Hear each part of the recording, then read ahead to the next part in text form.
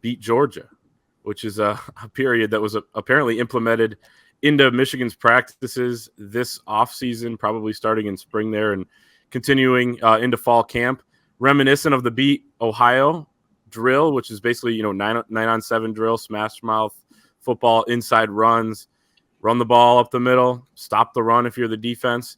And Michigan has done a really good job of doing those things against Ohio State the last couple seasons. But Bruce Feldman on the Move the Sticks podcast kind of revealed this here. And he did note that they probably need to run that drill in the recruiting office more than anything else, which I thought is, probably a true statement there with the way each team recruits. But Michigan obviously doing well on the trail right now. I love it. I think, they're going right after what they want. They understand Georgia's won the last 2 national championships. They're favored to win the third. It's not, you're going to get the jokes. Oh, maybe do the beat TCU drill. And that sort of thing. But we all know that Georgia right now is the class of college football. And, at least for the moment, is maybe overtaken Alabama a little bit. So they're attacking it head on. It's kind of just more of what they've done the last couple seasons where, in the past, Jim Harbaugh would not get very specific with expectations or goals. But the last couple seasons, he's gone to Big Ten Media Days, and he's been, more than happy to answer those questions, talking about beating Ohio State or trying, wanting to win the Big Ten, wanting to win the national championship.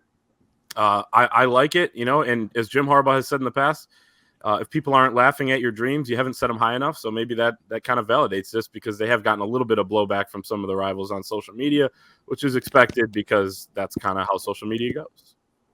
That was the longest intro ever, I think. So I forgot what we were talking about. It's like, because I was thinking about the beat TCU thing. I'm like, all right, how soon before somebody brings that up am I going to bring that up? But, I like Georgia a lot better when Mark Richt was coaching them, and I had respect for the program.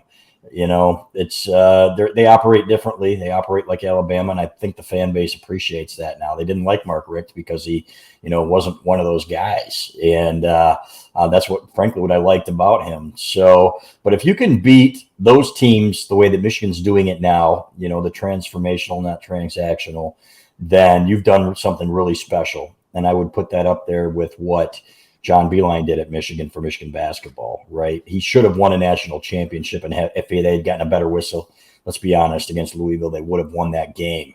So to get to two championship games, 2 Final Fours, what John Beilein did, one of the best coaching jobs in the history of college athletics. I don't care who disagrees with me. I think it's just a fact.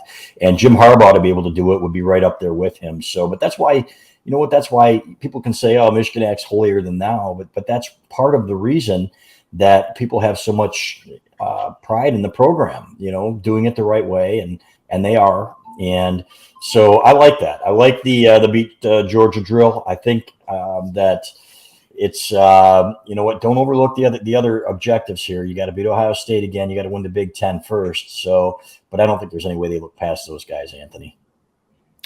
I don't foresee them looking past anyone either. And to do the whole, maybe they should worry about beating TCU or winning in the semifinal. I mean, that's just going to be the social media fodder and low-hanging fruit that people are going to latch on to. And, there is some merit to it. I think part of the reason that Michigan didn't beat TCU is I think there was, even just a smidge of hubris in the team that they would be playing Georgia in that national championship game. So you can play both sides of it, but at the same time, you are a program that is, listen, 2021 was the come up. You kind of came out of nowhere. You won a Big Ten championship. And I think there was a lot of shock and awe within even the players within the program that they were able to reach those levels that quickly after, it was a pretty disastrous previous year and a disappointing previous few years.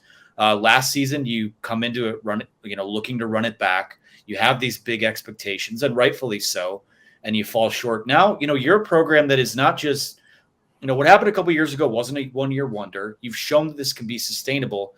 And now you have to take that next step. And taking that next step is, embracing that championship mindset and preparing like you belong and preparing like the Georgias, the Alabamas, the Clemsons, the Ohio States of the world prepare. So, again, I mean, the beat Georgia thing is, I think that one's probably a little more symbolic than the beat Ohio State, beat Michigan State type of drills. I think that's just more emblematic of what their goals are. But, again, we've said with this roster, what they have coming back, the talent at each position group, this is a team that should compete for a national title. And if you're going to be in that last game on Monday night in January, then you're probably going to be playing Georgia. And, the days of being scared of the team that is on the other sideline of you are over, I think. And I think that this beat Georgia thing is a way of manifesting that and speaking it into existence. So people will always take the low-hanging fruit, especially as it pertains to Michigan. There might not be a school in the country with a bigger target on its back for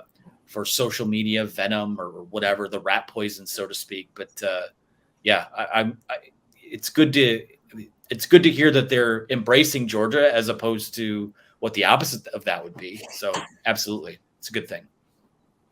Yeah, it's kind of the theory that Michigan's always taken with Ohio State. If you're good enough you emphasize Ohio State, and if you're good enough to beat them, you're probably good enough to win the Big Ten, beat the rest of your opponents. We saw that last season. I feel like it's just kind of a similar theory, and they're still working on that. And then J.J. McCarthy did an interview with ESPN the other day talking about how he still has a ton of pain from the TCU game, and that's partly what's driving him this offseason. So I don't think that they're completely dismissing what happened in the TCU game just because of this. Obviously,